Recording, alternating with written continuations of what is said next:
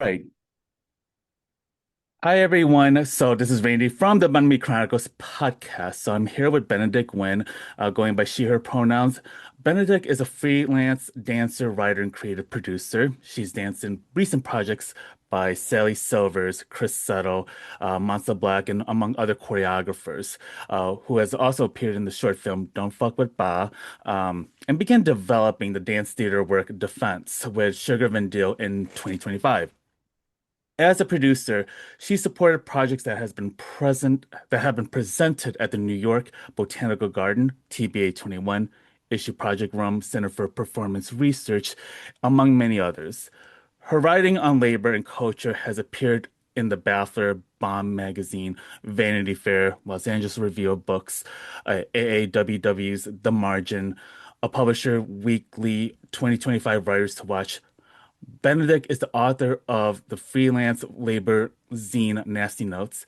Her debut novel, Hot Girls with Balls, was an ABA Indie Next Pick, there it is, and US Today National Bestseller. So congratulations on the success of Hot Girls with Balls. I'm excited to talk to you about the genesis in creating on this novel. And so, looking back in 2025, what can you reflect about your growth as a writer while navigating through what was a very turbulent year for many? Yeah, it's definitely been a strange year to be out there hawking a book. I've been really thankful to get to wear so many of the hats that I wear in this world. I've been rehearsing as a dancer and a choreographer's work, Sally Silvers, um, while preparing for the publication of this book. Um, while I was on book tour, I was producing a project by the artist Will Rawls called Sicker. And so wearing both of those hats at the same time as well. I've also been making my own work, and I've been really thankful to be surrounded by so many artists in times that are deeply, deeply bad. Mhm. Um, and yeah, been thankful for my friends, loved ones, community, as we're looking out for each other through fascism. Yeah, and thank you for shedding light into it. Actually, I'm curious, like, you are a dancer, and what dancing do you do? Like, what is your favorite genre? What has, how long have you been trained as a dancer? Yeah, I've been working as a freelance dancer in New York City since 2015.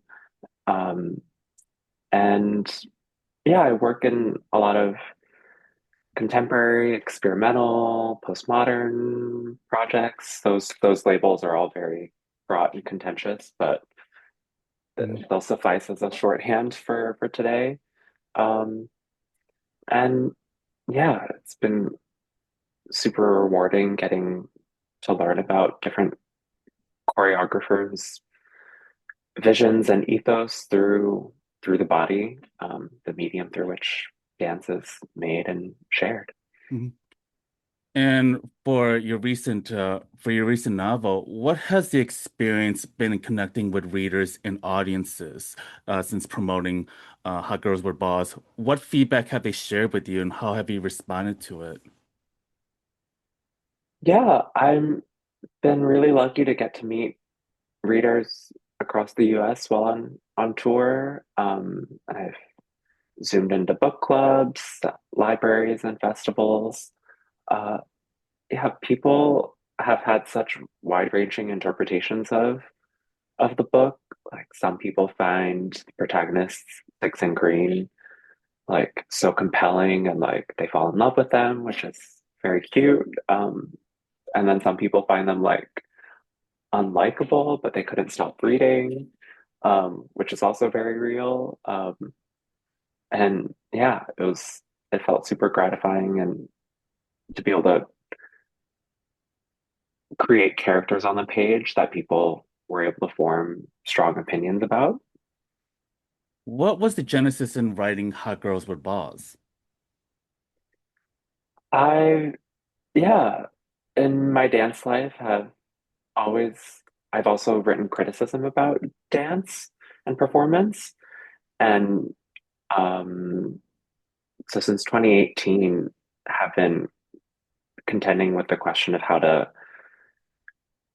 write about performance and and transcribe it or translate it into language.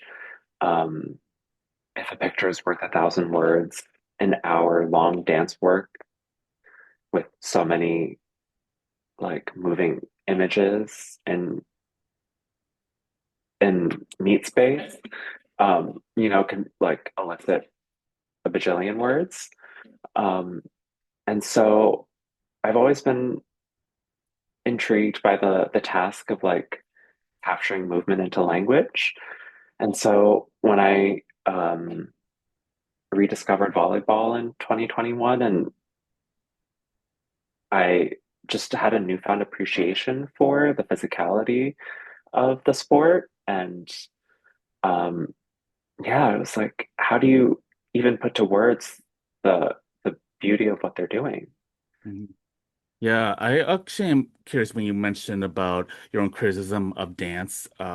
What was the experience that you had that made you realize that there are things that need to be examined with this dance form with the genre? Yeah, like many art forms,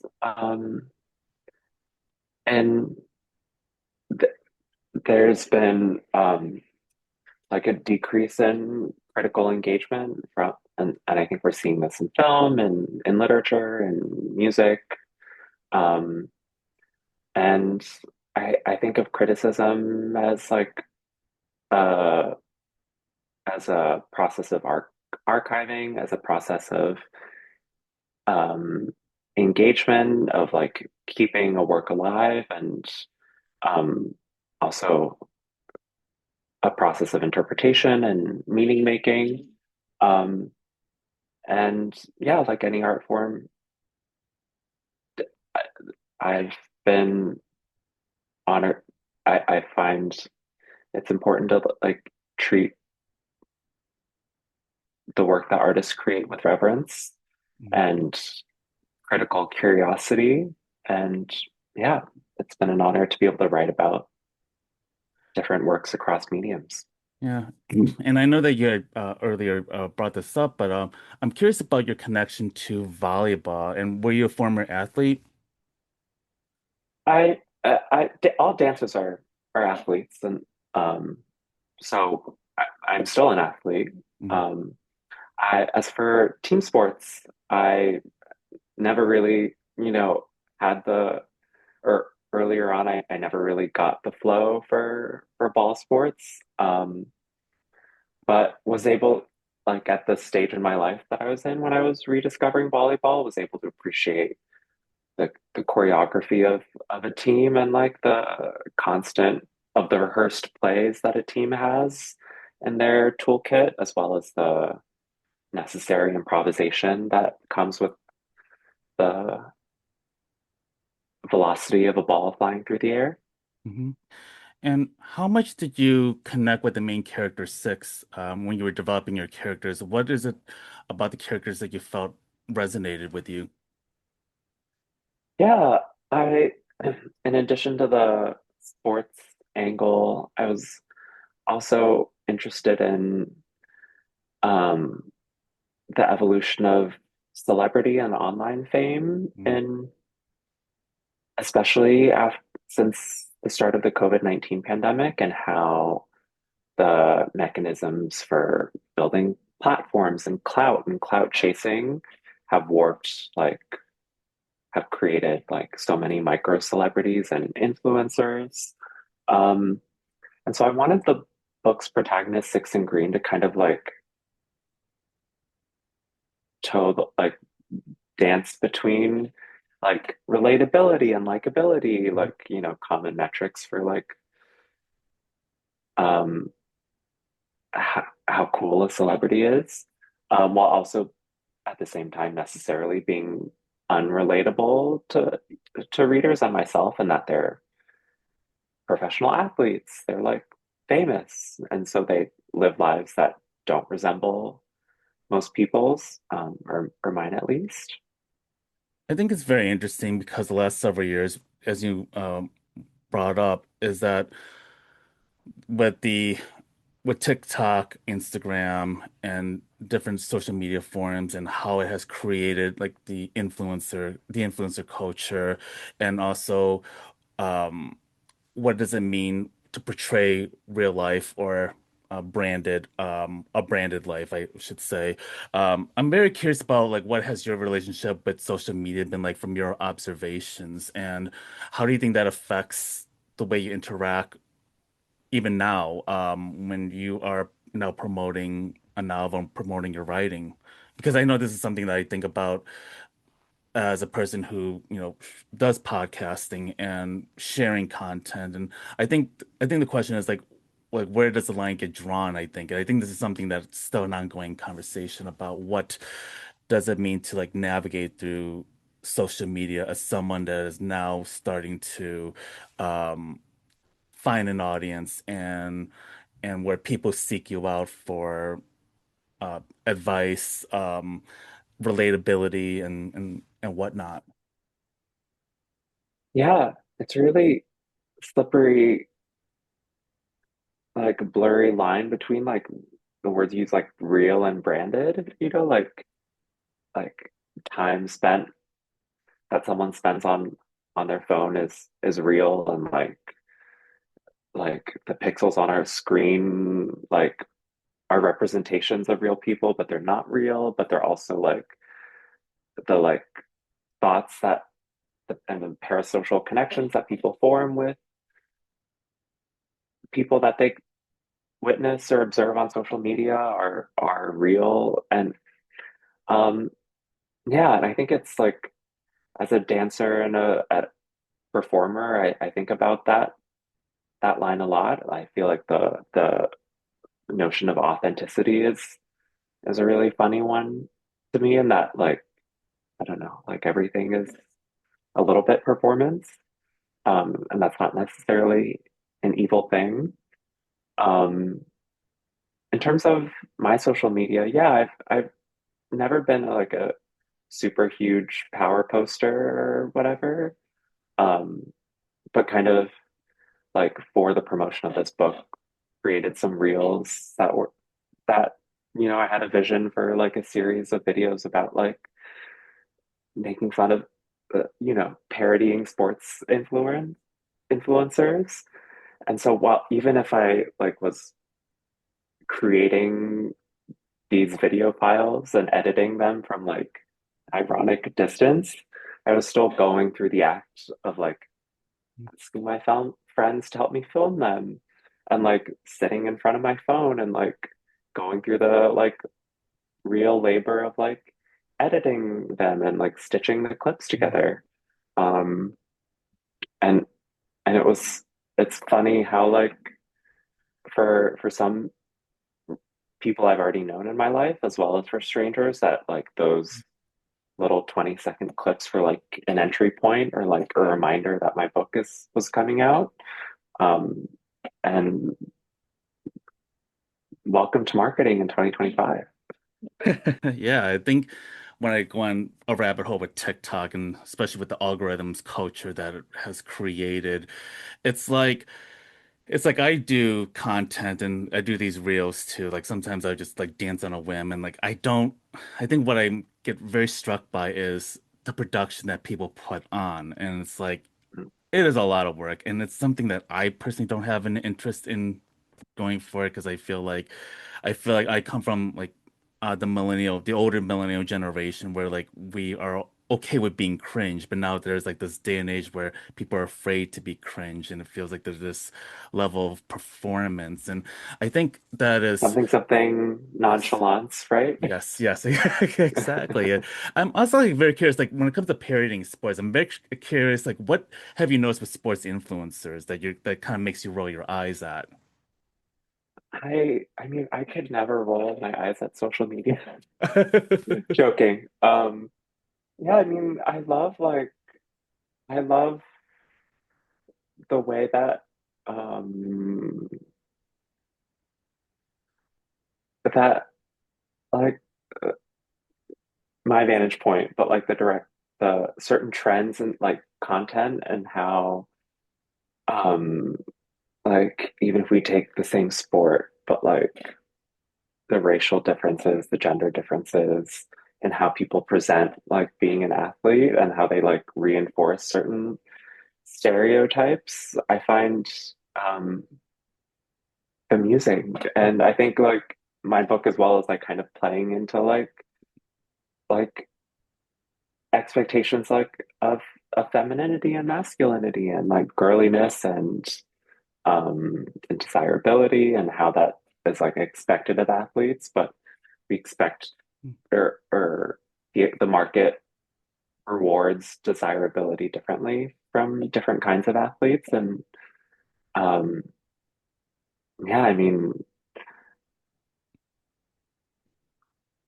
it's not enough to just go to practice now. You have to like film yourself waking up at 4 a.m. and like doing your skincare routine before you go sweat it off um, at the arena all day. So The what a world we hustle live in. culture. Yeah, Yes. the hustle and grind culture. And I think that's the thing that I side the most too, because yes, and whenever I see the first few seconds of a person waking up, it's like, oh, here we go again. Another But hustle in a day in the life. but you sometimes you watch it like you watch it past the first few seconds, right? Yeah, and you're just like, okay, what am I gonna get myself into? And then obviously with TikTok algorithms, it's like, oh, there's another video that's related to this. And it's like, great, Mm. now I'm stuck in this trap and I have to find a way to get out of this. Um, but yeah, um Do you I think can I oh go ask ahead. a question? Yes. Do you feel like the like willingness, unwillingness to be cringe as a generational divide? You know what? I think that's a really good question. It's something I'm still kind of marinating in. Because I know like when I look back in my 20s, like for the record, I'm 42 years old. And like in my 20s, like I there were there was this like I used to go clubbing and I used to like, dance wild to like, pop songs of the yesteryears. And the thing is that this was before like camera phones and recordings and the way social media was done to now is vastly different. And the thing is, I think we were allowed to make more mistakes. We were allowed to like, to really, I guess in some ways, be more free to be ourselves without the whole world examining us and critiquing us. And I think that the way it is now, even for, you know, I think all generations is that we still I think that there's a wariness. There is a sense of like, okay, we gotta keep editing. We gotta like, perfect this art, I guess. I think it's something that I'm still marinating in because I think about like what we were allowed to do back then that's not captured. Um, to where like if we make one little mistake or like if there's something that happened, it goes viral within a minute and that becomes a whole conversation and what it does to people that are the recipient of that feedback. Yeah, the collective surveillance culture that people have um, that people maintain can't just make out with someone at a sports game anymore unless Hmm. then the internet finds out you're a CEO having a public affair. Yeah, it's kind of like how like what we share like we're not free from the consequences and like we live in a day and age of doxing and and also meme culture too like I there are people that are afraid to be a meme obviously for many reasons if we do something that's like yikes I shouldn't be doing this in public and yeah I think that it goes hand in hand I think I think like social media has definitely changed the way we present ourselves in public the minute that we get out of bed and how we present ourselves with what we like to do. Like Mhm. I'm very curious, like as an athlete, like were there other sports that you were into? Were you like watching figure skating? Because I think when I was growing up, I was a big sports fan, like when it comes to like the NBA to NFL, baseball, but I also had a thing for like figure skating and women's tennis and trying to think of another sport. Um, like when I would watch the Olympics, I would watch the gymnastics team and I was more into that part, but I remember my brothers who were very hetero male and they were like saying, well, this is such a sissy sport and you can't be watching that. And I think that I still was trying to grapple with both, but I'm curious about like your own observations with other sports and how that in a way kind of like um informed your perspectives of the different sports genres. Yeah, it's, I feel like the artistic judged sports, figure skating, gymnastics, um, really like draw our attention to the subjectivity in all sports. Like even in basketball, like a more macho bro sport, like so much depends on ref calls or lack of ref calls. Um, and then like track and field, which is or swimming, which are like timed sports that are maybe the least subjective, and that the omega clock, we collectively agree that that clock doesn't lie. Um, but I feel like with the judged sports, I think like they draw attention to the importance of presentation, like in gymnastics and figure skating on the women's side, especially, of course, it's important to make like the movement appear effortless. Whereas like in a soccer, or, you know, or a football, like someone sweating, huffing and puffing, struggling to like get the motion done is just kind of part of like the culture of the sport. Um, Whereas in figure skating, you have to um, do a triple axel and a pretty Mhm. dress and then smile at the end.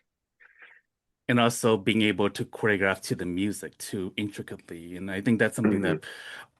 that like as a person who loves listening to music, it's like I used to watch I used to be such an MTV guy and YouTube guy when it comes to music videos. Like I was a big fan of Madonna and Janet, and some of the and Britney. And I think about like the choreography and what it requires, but I also think about like what happens when athletes, especially when they get to a certain age, like where they are past their prime, like I have seen like with former athletes that it becomes really hard. Like once you are retired from the sport at the age in your mid 30s to 40s, um, the transition it seems like it's very hard, especially for a person who's been training for years and days on end, and then to not only be able to do that, it's like what do you do with that time? Um, Is that something that you think about as a dancer? Because I always think about that, like when a person gets older, like what do you do when your body's no longer able to physically carry that, and and how that actually affects maybe your relationship with the sport. Yeah. Uh, to be an athlete competing at the highest level, I feel like you need some degree of tunnel vision and like single-minded focus on the thing day in, day out. That makes it hard to plan for other avenues in life. As far as my dance career has gone, I've always been doing other work. I, I had the opportunity to take a dance job that would have been full time once upon a time. And when I was presented that opportunity, I realized, oh, I actually don't want to like spend 40 hours a week in the studio rehearsing. I feel like that would, at the time, I feel like I would have found that quite difficult. And so I've, you know, built a life and a career in doing other things. And so even like with my book coming out, like I never expected. or I don't aspire to be like full-time writer, like just sitting in front of my draft all day. And so it was super grounding while I was like on book tour, like talking about myself and my work, to have like that counterpoint um, with work that I was doing for other artists and supporting the realization of their visions, um, and having both going at once been has felt has been more sustainable to me in every way. Hmm. What was the experience like finding a publisher, a literary agent that understands and supports stories from Asian, specifically Vietnamese queer and trans writers? I'm curious about your relationship with Catapult and what was that? How did that partnership begin? Yeah. Um, I first had to find an agent and had to submit an excerpt from the manuscript, and then if an agent requested the full manuscript, then the full novel. And over that process, I realized I called my book "Hot Girls with Balls." This is going to trigger a lot of spam filters. Oops. Very memorable Somehow, too. Very memorable. yeah. Many meanings. Thank you. Um, and yeah, was able to find an agent um, whom I worked with to develop the manuscript, and then we submitted the book to publishers. And then I met my now editor, Alicia Kroll, at Catapult. And yeah, from our first Zoom chat, I could tell that they really understood what I was trying to communicate with this novel. And throughout our editorial process, we had so many rich, fulfilling, engaging, exciting conversations about how to further develop the characters and how to sharpen the pacing. And I felt super supported by Catapult throughout the process. I feel really lucky. Yeah. And what authors or books that you read that helped shape your own vision and creativity as a writer? Yeah, I I feel like there have been so many, or while I was drafting and revising, even books that seem to not have much to do with my novel, like I was able to put in conversation and see like, you know, any touch points. After a couple drafts in, I read Lightning Rods by Helen DeWitt, which is a satire about a really kind of deranged premise. And then the narrative just takes that premise to its inevitable conclusion. And like in retrospect, I was kind of like revising Hot Girls with Balls to like just follow this provocative premise of trans women willfully choosing to play for a men's sports league, and follow that choice through to its narrative endpoint, or a narrative endpoint at least for the characters within the time frame of this novel. Were there writers and creatives that you connected with the Vietnamese or Asian communities, or with queer and trans communities that provided support and encouragement for your work? Yeah, I've been lucky to meet um, so many writers in the world over the years. I think it was in 2019, I interviewed Monique Jung for the first time and for AWW's The Margins. And she was, we were, while we were like talking about her book, The Sweetest Fruits, she was also super kind and has always been super kind and encouraging since. When I attended Tin House a few years back, I worked with Patrick Cottrell. I also got to meet Casey Platt, and both of them have also been super encouraging over the years as well. Through Perry Plus, the writer Andrea Lawler was my mentor. Andrea wrote All Takes the Form of a Mortal Girl, and yeah, I'm has been they've been a super helpful person in my literary life. What were some of the most helpful advices that they have shared with you that resonates with you in your navigation in this work? Um, Honestly, just the encouragement to keep going and to keep persisting. I feel like there's no publication process without obstacles and, fear and hesitation and doubt.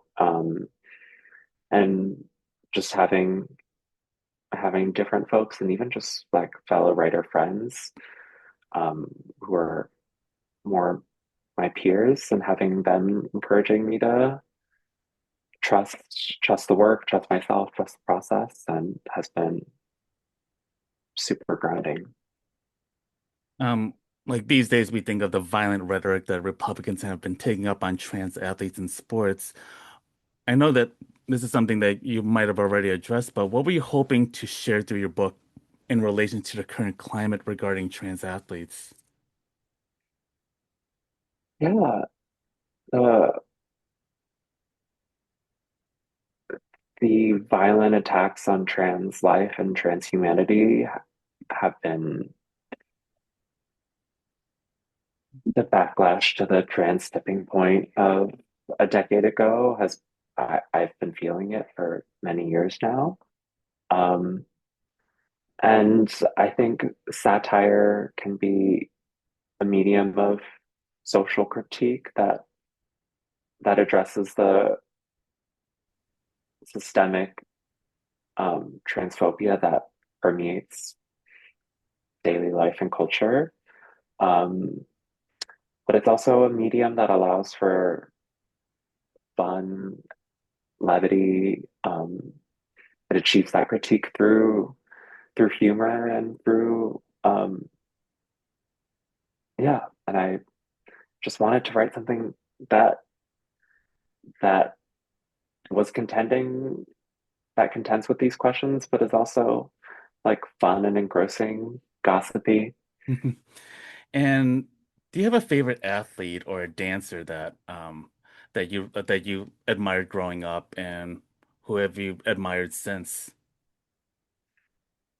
Yeah, I mean, I'm in community with so many dancers and choreographers in my life now, and watching them and working with them, collaborating with them has been, yeah, the most rewarding. It's been a really rewarding part of my life. As as far as like your plans for 2026, what are your plans for that year? And in terms of like your promotion of your novel, but also with your future literary works, what do you hope to like tackle on? Honestly, I mean, live, laugh, love. I don't know.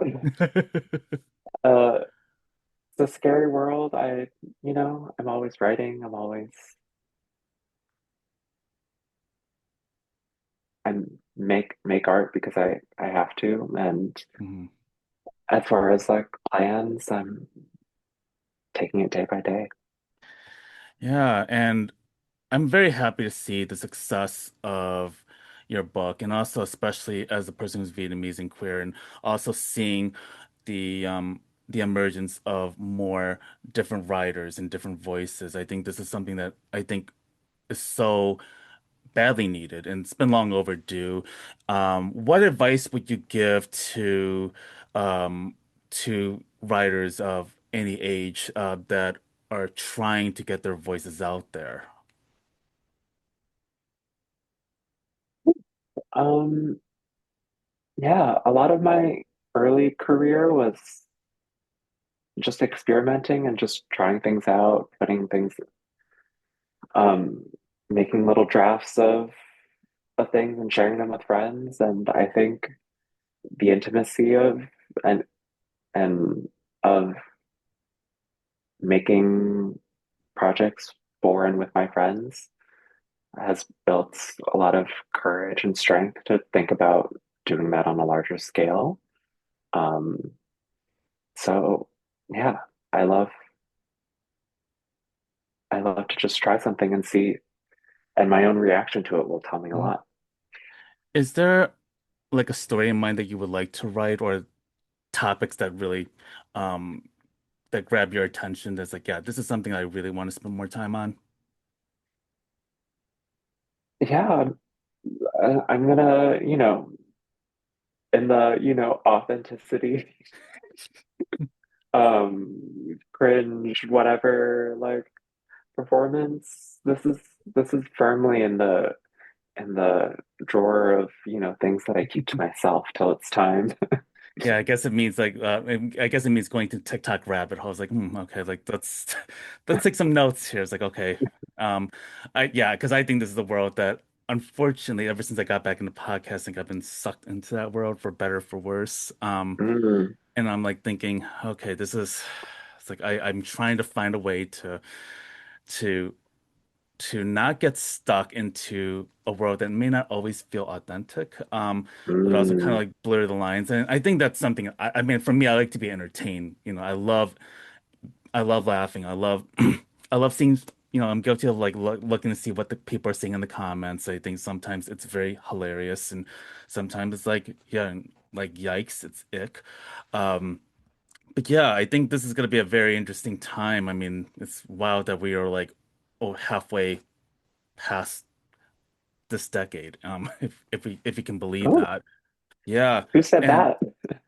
yeah, I know. It's like I should be like Mariah Carey, where she's like, I don't trust the time. I don't trust the existence of time.